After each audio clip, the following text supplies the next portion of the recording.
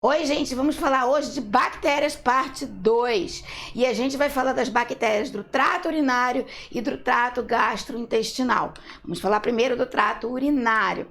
A gente tem aqui os processos inflamatórios e as vias de contaminação da bactéria. Relembrando, o epitélio tem que ter algum tipo de lesão, a mucosa tem que ter algum tipo de lesão, ou uma úlcera, ou um câncer, ou uma microbiota afetada, para haver uma contaminação de bactéria, quando você é exposta a ela, isso muito rapidamente falando, né? O trato urinário, ele tem algumas proteções, tá? Concentração alta de ureia, pH baixo, hipertonicidade, presença de ácidos orgânicos que são desfavoráveis ao crescimento da bactéria ali. Além disso, a gente tem a dinâmica do fluxo urinário, o próprio jato de urina lava o trato urinário, tudo bem? Por isso que pessoas que não vão muito ao banheiro, prendem urina, correm o risco de pegar uma infecção bacteriana. As vias de contaminação. O trato urinário tem duas principais vias de contaminação, tá? Uma é uma via ascendente, fonte externa, né? Muito relacionada à higiene pessoal, à relação sexual inadequada, sem uso de preservativo, né? E o trato urinário superior, que é a mais rara, que é a via hematogênica, né? Que vem da corrente sanguínea para os rins. Infecção sistêmica é a menos comum. Além disso, a gente tem os procedimentos médicos. O uso de catéter vesical também pode causar. A contaminação pela principal bactéria, que responde a 95% das infecções, a Ectericia coli, ou outras bactérias que são normalmente encontradas no trato gastrointestinal na vagina, pode se introduzir na uretra durante uma relação sexual ou colonização gradual de tecidos adjacentes, porque ali a gente tem o trato urinário perto do reto, perto do intestino, entendeu? Então pode ser uma colonização gradual dos tecidos adjacentes, tá? A gente tem aqui a principal causa, a principal doença relacionada à infecção urinária, patologia, cistite aguda. É uma infecção da bexiga urinária que afeta mais comumente mulheres jovens com uma vida sexualmente ativa, tá? Pode ser classificada como complicada ou não complicada. A complicada, bom, a variação mais extensa, um ciclo mais longo, né? Geralmente, ela favorece mais o sexo masculino, né? Ou mulheres gestantes, uso de catéter, histórias de infecção recorrentes, tudo bem? Bexiga urinária estruturalmente anormal ou funcionalmente normal, tá? Instrumentação recente, história de infecção causada por bactéria resistente, tem algum tipo de E. coli que ela tem beta-lactamase, tudo bem? Há medicamentos, evolução mal sucedida de tratamento da cistite não complicada ou estado imunossuprimido, por exemplo, diabetes, transplante, pessoas com neoplasia. A imunossupressão favorece certos tipos de infecção. A infecção urinária é uma delas. A não complicada é todas menos essa, tá bom? Principais bactérias que infectam as vias urinárias. A gente tem a E. coli, correspondendo a 70 a 95% dos episódios de infecção do trato urinário não complicado, tá? 50% dos episódios de infecção do trato urinário relacionados ao uso de catéter. Outros bacilos gram-negativos, a gente tem a Proteus mirabilis, a Enterobacter, Pseudomonas. Eu acho que a gente tem até o Staphylococcus aureus. Eu acho que você deve se basear, pegar 3 nomes desses e gravar. Proteus mirabilis, Enterobacter aerogenes, né? E a Pseudomonas aeruginosa. Eu acho que essas, além da E. coli, são bactérias mais fáceis de você memorizar, que são mais comuns. Agora, Coccus gram positivos. Estafilococcus saprofíticos, tá? Em 10% do caso, e até o enterococcus. Você também pode colocar coccus gram positivos. É mais raro. Os grãos negativos são mais prováveis, tá? Então, a gente tem ali a bexiga, né? Ela é próxima ao reto, a gente vê ali a uretra próxima, tudo bem? Bactérias como a E. coli, provavelmente do reto, que sobem a vias urinárias pela uretra e pela bexiga, tá bom? Ali, o esvaziamento da bexiga, que é muito importante, o jato de urina, o fluxo, que serve para você lavar o trato urinário, tá? A bexiga e a uretra liberada de bactérias intestinais, porque na medida que ela sobe, você tem o fluxo da urina, também tem o pH do local, tá? Agora, quando você guarda muita urina, você faz com que realmente essas bactérias consigam contaminar o local. Ali é um local quentinho, né? Tem alimento, né? Tá bom? Então, você tem aqui bexiga, adesão através da fímbria. Então, esse daqui são os fatores de virulência. Fímbria tipo 1 ou P, invasão na célula, ela serve para adesão. Invasão uroepitelial, multiplicação, formação de comunidades bacterianas. Então, você vai ter ali a replicação dela, tá bom? Esfoliação, degradação de células epiteliais causada pela toxina alfa-hemolisina, que é outro fator de virulência. Então, ela tem toxinas e ela tem essas fímbrias tipo 1 e P, tá? Que também causa apoptose, aumentando a disseminação dessa doença, tá bom? Vamos lá. Aqui outros fatores de virulência, como eu falei, fímbria tipo 1 e P, a alfa-hemolisina, que serve para causar lise na célula, precisa de alimento, então ela acaba causando lise na célula, né? Você tem aqui também a formação de biofilme, isso é muito importante, principalmente pelo uso de catéter, né? Tem a formação de biofilme, que é um fator de evasão celular, evasão da bactéria, e é um fator também de adesão no próprio catéter e de proteção, porque elas ficam ali protegidas no biofilme, tá? Então, você tem ali vários fatores de virulência da E. coli e também da Proteus mirabilis. Caso clínico 1, vamos relacionar a um caso clínico que pode vir a aparecer para você e ele vai aparecer assim, bem sugestivo. Mulher de 26 anos, recém-casada, apresenta queixas de micção dolorosa. Aquela micção dolorosa, sensação de urgência, mas não sai nada, sai pouca urina, né? É a característica da cistite, né? E micção mais frequente por 2 dias. Ela não apresenta febre, então não tem febre, não tem calafrio, não tem náusea, não tem vômito, tá? Não tem corrimento vaginal, nem prurido vaginal. As manifestações clínicas das infecções do trato urinário são facilmente identificadas. Quando é a cistite e é mulher, jovem, 26 anos, recém-casada, tudo bem? Sintomas da cistite são poliaciúria, disúria, desconforto suprapúbico, a cistite tem aquela sensação de queimação, né? Urina turva, ocasionalmente pode ter também hematura, pode ter sangue. A febre em geral está ausente, olha só, ela não é complicada, tá? Da mucosa da bexiga e da uretra, causada pela invasão bacteriana.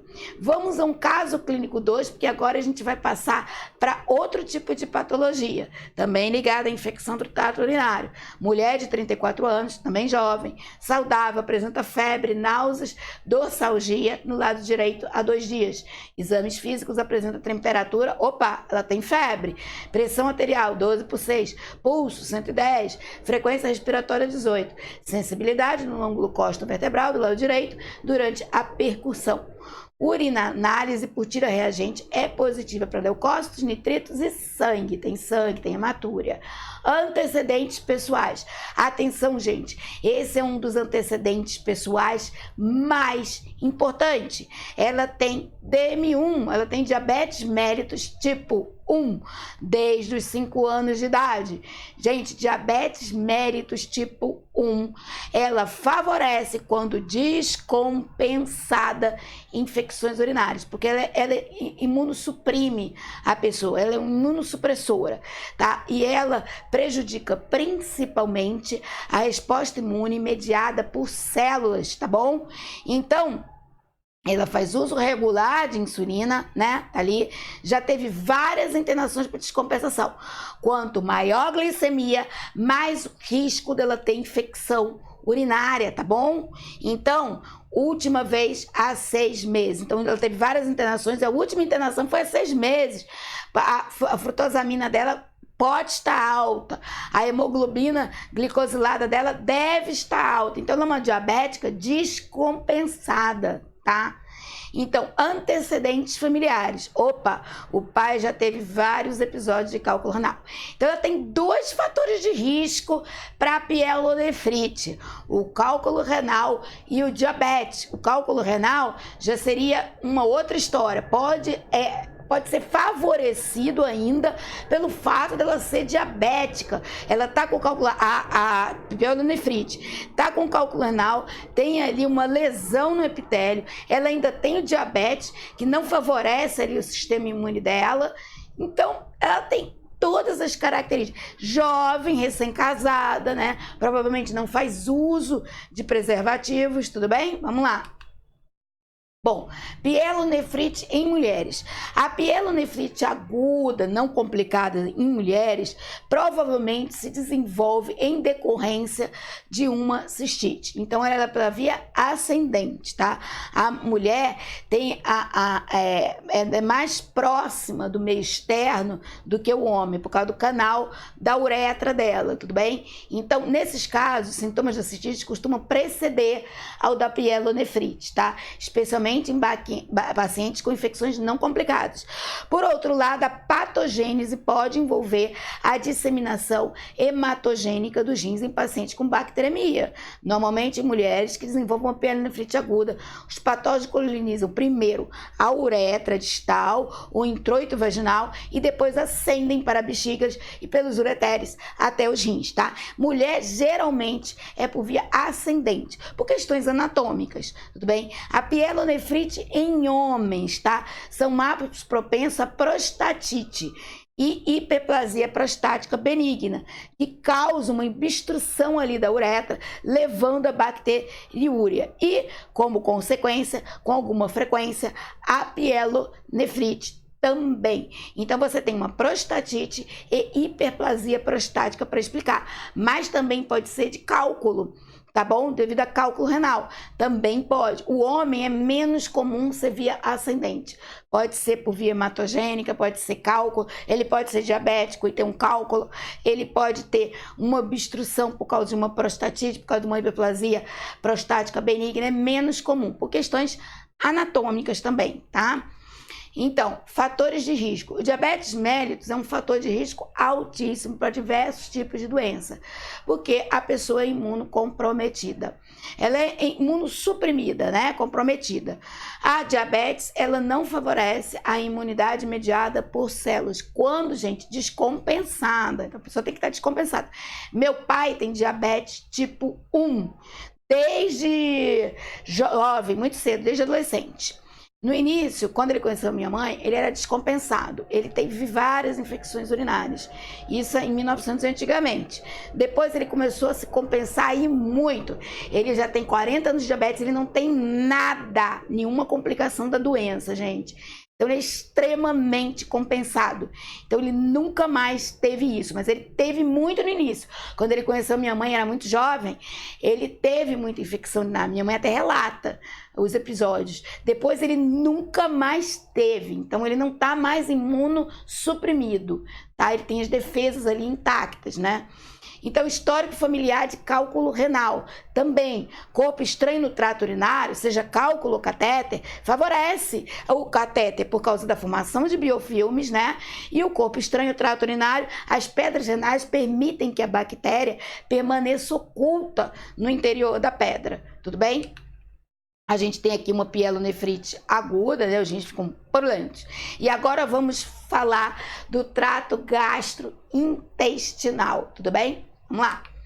Bom, a gente sabe que para uma bactéria, de novo aquela imagem, penetrar no nosso organismo, ela tem que penetrar via mucosa ou via epitélio, ou ela tem que ser uma bactéria da nossa microbiota que migrou, a gente pegou, foi exposto também a uma outra pessoa que tenha, mas ela tem que penetrar. Ela vai penetrar ou pela mucosa ou pelo epitélio, né? Mucosa pode ser via aérea, ela pode ser a mucosa, pode penetrar pelo trato gastrointestinal, intestinal. No caso que a gente vai falar é da penetração pelo trato gastrointestinal. Então ela vai ter a ingesta ou certas doenças que favorecem a penetração dessa bactéria. Úlcera, gente, uma ferida aberta.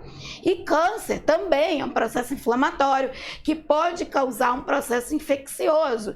Então você tem ali uma úlcera, a microbiota que está ali pode justamente migrar para outros lugares. E a microbiota intestinal, sem estar no intestino, ela sim pode favorecer uma patologia em outro lugar que ela não deveria estar do organismo, tá bom? Então a gente tem aqui, por exemplo, com o caso da ingesta, né? Fezes de seres humanos ou animais contendo o micro-organismo patógeno ou as suas toxinas. Você vai fazer a ingesta de alimento, água, né? Ou de pessoa para pessoa. A ingestão de micro-organismo ou toxina vai chegar ao intestino. Pode causar um efeito sistêmico, ou seja, aquilo vai ser disseminado, vai haver uma absorção, uma produção, uma invasão dos micro-organismos, produção de toxinas e vai causar sintomas sistêmicos como febre, porque vai soltar fator de necrose tumoral, interleucina 1, são diversos fatores, tudo bem? E crescimento microbiano e produção de toxinas, porém infecção restrita ao trato gastrointestinal. Por exemplo, a Helicobacter pylori, que a gente vai ter uma aula só sobre ela. Ela é estrela, tá? Ela causa diversas doenças, então ela é estrela, tá? Então a H. pylori, ela causa algo local ali, né? Ela causa uma ulceração. Ela também pode também desandar, pode de repente ficar com refluxo e causar ali a metaplasia do esôfago. Mas ela causa algo local, tudo bem? Diarreia, excreção e aqui sintomas de infecção sistêmica, tá? Então aqui são as principais bactérias do trato gastrointestinal. A gente tem várias. Eu sugiro que você pegue essas que eu coloquei em negrito. São as mais importantes. O H. pylori, que é um gram negativo espiralado, ele é estrela porque ele causa câncer. Então ele é terrível. A gente vai ter uma aula só sobre ele. Proteus-Shigella, salmonella, quem já não teve salmonella, né? E coli, tudo bem? A bactéria da cólera, muito importante, tudo bem? Staphylococcus aureus, tá? Coco gram positivo, ela é enterotoxina, ela causa uma toxina que vai causar uma intoxicação alimentar, tá bom? A E. coli é a mais importante de todas, assim como no trato urinário, tá bom? É uma espécie de família de Enterobacterácea, né? Enterobactérias extremamente heterogênea e complexa. Tem muitos tipos de E. coli, tá? Constituídos por bacilos gram-negativos, anaeróbicos facultativos e fermentadores de glicose. Pode se distinguir em dois grandes grupos de amostra, tudo bem? O primeiro grupo é chamado comensal, ela não causa nenhum prejuízo, ela tá ali convivendo com a gente de maneira colaborativa, tá bom? Desde o nascimento até a morte. Você tem uma E. coli aí dentro de você, tá? Ela é a sua melhor amiga, desde o nascimento até a morte. E o segundo é denominado E. coli patogênica. A gente tem 6 tipos dessa E. coli patogênica, de acordo com o produto, fator de virulência dela. Pode causar diferentes tipos de infecção, tá?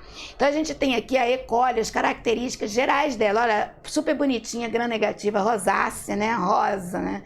Rosácea é algo que mulher gosta, não é rosa, rosácea, não. É rosa, salmão, não, é rosa, tá? Bacilos gram negativos, tá? Não formam esporo, maioria das vezes móvel.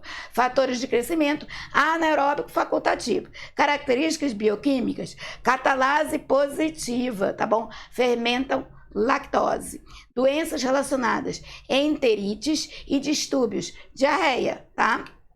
A gente tem aqui os 6 tipos de E. coli, de acordo com o fator de virulência dela. Enteropatogênica, produtores da toxina da Shiga. Enterotoxogênica, enteroinvasora e adere difusamente. Então tem esses 6 tipos. Se você quiser, bate um print, se você quiser olhar. Essa imagem foi tirada do livro de infectologia, tudo bem? Então, assim, tem 6 tipos de acordo com o fator de virulência dela. E a gente tem ali os mecanismos de defesa do trato gastrointestinal. O que eu falei do trato gastrointestinal? A gente tem um mecanismo de defesa. Primeiro, o pH do estômago, a microbiota intestinal e o tecido linfóide associado ao intestino ou associado ao trato gastrointestinal. E a gente tem também ali, que é um fator de defesa, o vômito e diarreia. Por isso que às vezes quando a gente chega com uma infecção viral ou diarreica, em alguma emergência, eles não colocam pra gente um antidiarreico, eles preferem hidratar você.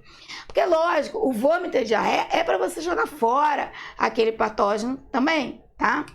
Então, a gente tem ali a imunidade no trato gastrointestinal, tudo bem? Nós temos os órgãos linfóides primários, linfonodos e baços, tecido linfóide, o malte associado à mucosa, que é esse, e a gente vai ver ele aqui.